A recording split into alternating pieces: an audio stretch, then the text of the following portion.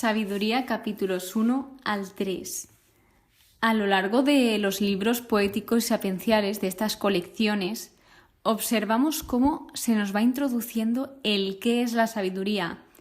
Y desde mi punto de vista, creo que donde mejor se explica hasta el momento es en el libro de Proverbios. De hecho, iba a hacer un episodio cuando estaba estudiando Proverbios sobre qué es la sabiduría, pero dije, es que más tarde hay un libro que se llama Sabiduría, entonces este libro es el ideal para empezar con esta pregunta de ¿qué es la sabiduría? Si nos vamos al diccionario, nos dice que el grado más alto del conocimiento es la sabiduría, o también se puede definir como la facultad de las personas para actuar con sensatez, prudencia o acierto. Es decir, quedaos con actuar, porque tener sabiduría no es simplemente tener conocimiento de las cosas, sino saber aplicarlas. ¿Cuándo aplico esta cosa? ¿Cuándo es el momento? ¿Cuándo no? ¿Cuándo hablo? ¿Cuándo no? ¿Cuándo actúo de esta manera? ¿Cuándo no actúo? Y a esto es lo que se refiere, a no solo la teoría, sino la práctica, poner en práctica todo el conocimiento. Algunos sinónimos de sabiduría son cordura, inteligencia, conocimiento, instrucción o ciencia. Que aquí subrayaría inteligencia y conocimiento. Y esto lo subrayo a modo de que nos demos cuenta y que lo tengamos presente, ya que a lo largo de estos libros poéticos y sapienciales vemos cómo estas palabras se repiten en diferentes formas: inteligencia, conocimiento, sabiduría, temor del Señor. Y esto es un poco resumen qué es la sabiduría, porque también si nos centramos en los anteriores libros, vemos que la sabiduría es el principio del temor de Yahvé, del temor del Señor. ¿Y esto qué quiere decir? Que se le dice esto a una persona que reconoce quién es Dios y quién es esta persona ante Dios. Además, la sabiduría vemos que se deja encontrar, podemos buscarla, ella se deja encontrar y sale para todos, no para una serie de personas, sino ella es personificada como mujer en estos libros y sale a pregonar a todo el pueblo, que quiere decir que no hay persona que no pueda optar a la sabiduría, todos podemos optar a ella. Y depende de nosotros si querer aceptar, recibir esta sabiduría o rechazarla. Entonces, dos ideas principales que tenemos que tener es: la sabiduría es un atributo de Dios, y esta es preciosa, que dice: la sabiduría es el Espíritu de Dios que habita en nosotros. Entonces, quiere decir que cuando nosotros tenemos este Espíritu de Dios que habita en nosotros, tenemos a Dios con nosotros. O sea, tener sabiduría implica tener una relación con Dios y tenerlo presente dentro de nosotros, que Dios está con nosotros. El autor de este libro se supone, según los estudios, que es un judío helenizado. No se sabe quién es. También cae la posibilidad de que sea algún escrito de Salomón o recogidas de algunos escritos de Salomón, pero no está claro. Generalmente lo que suelen decir es que es un autor anónimo, que de hecho este es el último libro del Antiguo Testamento escrito cronológicamente. Me refiero, antes de que empiece el Nuevo Testamento, nosotros en la Biblia tenemos a los profetas, pero si ponemos todos los libros por orden cronológico, este sería el último. De hecho, también el año está un poco confuso porque no se sabe si se escribió en la segunda mitad del siglo I a.C. En otros estudios he visto que este libro se escribió en tiempos de Cristo, entonces no está muy claro. Pero sí que, a modo de curiosidad, he de decir que este libro estaba escrito originalmente en griego y, por lo tanto, este fue añadido más tarde a la Biblia. Es un libro deuterocanónico. ¿Qué quiere decir esto? Que si, por ejemplo, observáis una Biblia protestante y una Biblia católica, la Biblia protestante este libro no lo va a tener, porque en la Biblia protestante se han quedado los libros originales, no se han añadido esos 6, 7 libros, creo que son, si no me equivoco, deuterocanónicos, que se añadieron posterior, traducidos del griego. Las últimas 2 curiosidades que contaros de este libro es que es una conjunción de culturas. Aquí se entremezclan esa cultura griega de la época y semita, y además este libro suelen haber lecturas en Cuaresma, se lee en Cuaresma. Así que antes de empezar con el estudio, no tengo mucha idea de qué va a ir este libro. Sé que va a hablar de la sabiduría, pero según he leído en la introducción, como que va dirigido a los gobernantes, a los que gobiernan un país, a los que gobiernan un reino, etc. De modo que, empezando por el capítulo 1, este se titula La sabiduría y el destino del hombre. Buscar a Dios y huir del pecado. Es decir, si nosotros estamos cerca de Dios, nos estamos alejando del pecado. En cambio, si nos acercamos al pecado, nos alejamos de Dios. Y este libro empieza con esa invitación que nos hace diciendo: amad la justicia los que gobernáis el mundo. Esto es muy importante y este libro lo remarca, porque cuando tú estás gobernando y este gobierno implica tantas personas, tú tienes que buscar el bienestar de todas estas personas. Entonces, una persona que tiene esa gran responsabilidad de gobernar, lo mejor, lo ideal para todos es que ame la justicia, que sea una persona justa. Sigue contando: tened buenos sentimientos.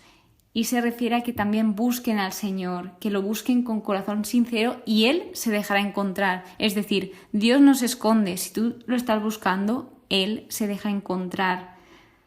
Y luego, de los versículos 3 al 5, vemos qué cosas alejan de Dios. Y tras decir esto, nos definen la sabiduría, que aquí, a modo resumen, nos dice que esta proviene de Dios y es un don divino, y que también, al tener sabiduría, tenemos esa capacidad de discernir entre lo que está bien y lo que está mal.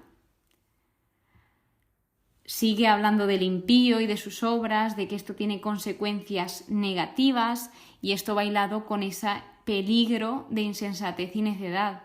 O sea, se hace un llamado, se hace una invitación a que seamos justos con todos, con el mundo, con los demás, con nosotros mismos. Nos presenta a Dios también, nos dice: Dios no hizo la muerte ni se alegra con la destrucción de los vivientes.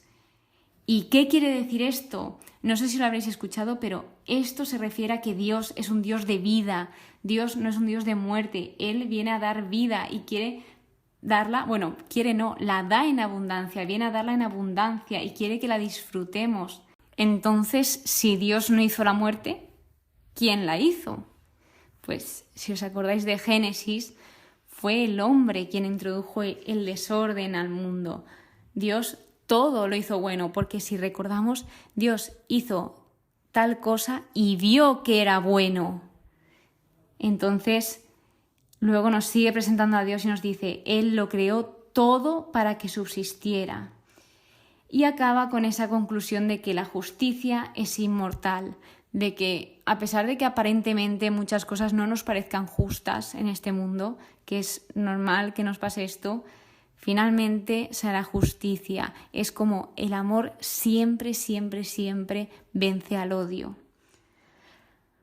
Por lo tanto, aquí lo que está haciendo en este capítulo es mostrarnos que la sabiduría es como una compañera, como una guía que nos conduce hacia la verdad y hacia el conocimiento de Dios, a conocer a Dios, a entrar en una relación más cercana con Él. En el capítulo 2 nos empieza a describir los pensamientos y actitudes de los impíos y nos habla sobre las reflexiones que hacen ellos, la vida según los impíos. Y vamos a ponernos en contexto. ¿Quiénes son los impíos en este contexto? Son los que están rechazando la sabiduría divina, es decir, los que no quieren cumplir la voluntad de Dios y quieren hacer lo que les da la gana, a pesar de que tenga consecuencias negativas, los que actúan de manera injusta, los que desprecian la virtud, los que se burlan de la rectitud, es decir, que ven a una persona justa, una persona haciendo el bien y se burlan de esto, y los que ignoran las advertencias. Entonces, los impíos se dicen que hagan lo que hagan, ellos van a morir. Entonces tienen que disfrutar todos los bienes presentes. Y que el justo no les hace gracia porque les está fastidiando, porque una persona justa te dice la verdad. Y a estas personas no les gusta escuchar la verdad. Por lo tanto, al justo se lo quieren quitar de en medio, porque el justo molesta. Porque la verdad escuece y hay personas que no les interesa escuchar esta verdad. Entonces, algo que me sorprendió fue que mientras leía esto, recordaba la pasión de Cristo. Porque dice, si el justo es hijo de Dios, lo condenaremos a una muerte humillante. Pues según dice, Dios lo protegerá. Y esto es muy parecido a lo que pasó en la Pasión. Entonces he relacionado que este libro se lee en Cuaresma, porque tiene todo el sentido que se lea en Cuaresma. Así que nos sigue hablando de los impíos, de que ellos no conocen, no esperan, no valoran, y nos sigue presentando a Dios. Porque Dios creó al hombre para la inmortalidad y lo hizo a imagen de su mismo ser. Pero la muerte entró en el mundo por envidia del diablo y la experimentan sus secuaces. ¿Con qué me quedo de aquí? De que Dios creó al hombre con un propósito. Dice, porque Dios creó al hombre ¿para qué? Para la inmortalidad. Entonces ya nos está diciendo que Él lo creó con un propósito. Y también para que vivamos eternamente con esa relación que tenemos con Él y disfrutemos eternamente con este propósito. Entonces vemos como Dios siempre quiere lo mejor para nosotros y se hace en este capítulo un contraste entre los justos, que se les anima, que sigan confiando, ya que sigan, y a los impíos. Por último, el capítulo 3 es una comparación de la suerte de los justos y de los impíos. Entonces aquí como que me he separado cada tipo de persona. Y por ejemplo, en los justos, ¿qué nos dice de los justos? Dios los puso a prueba, el Señor reinará eternamente sobre ellos, los que confían en Él, refiriéndose a Dios, comprenderán la verdad y los fieles a su amor permanecerán a su lado. Es decir, que si confiamos en Dios, si dejamos a Dios entrar en nuestra vida, tendremos una vida mejor y eterna y seremos recompensados, es decir, los justos serán recompensados. Y que esto nos amplía ese conocimiento de que la muerte física no es el fin de la existencia. Hablan de los impíos, aquí hablan sobre que ser estéril no es un mal, es decir, se ve que en el Antiguo Testamento el ser estéril se llegó a ver incluso hasta como una maldición, pero no. Lo que te dice en este libro es que esto no es ningún mal y que es una situación de la vida que hay que afrontar con sabiduría, que hay que saber aceptarla y sacar lo mejor, por muy difícil que sea. También habla de que la fidelidad trae recompensa, que el fruto del buen trabajo te llevará al éxito, a la fama. Y bueno, todo esto realmente no es del impío como tal, pero esto, el versículo 17, sí que se refiere más específico al impío, que habla sobre la vejez de los adúlteros que será deshonrosa. Y habla sobre el juicio divino y la condenación. De modo que la sabiduría y la virtud, nos quedamos que estos son caminos hacia la vida eterna y la bendición divina, y que la sabiduría divina nos lleva a la verdadera felicidad. Esto es lo que nos quiere transmitir este libro. Por lo tanto, espero que hayas aprendido un poco más sobre qué es la sabiduría según la Biblia, qué habla, qué trata sobre la sabiduría este libro. Y nada, te animo a que sigas en esta temporada, que sigamos aprendiendo juntos y espero que pases muy buen día. Muchas gracias por estar aquí y que Dios te bendiga.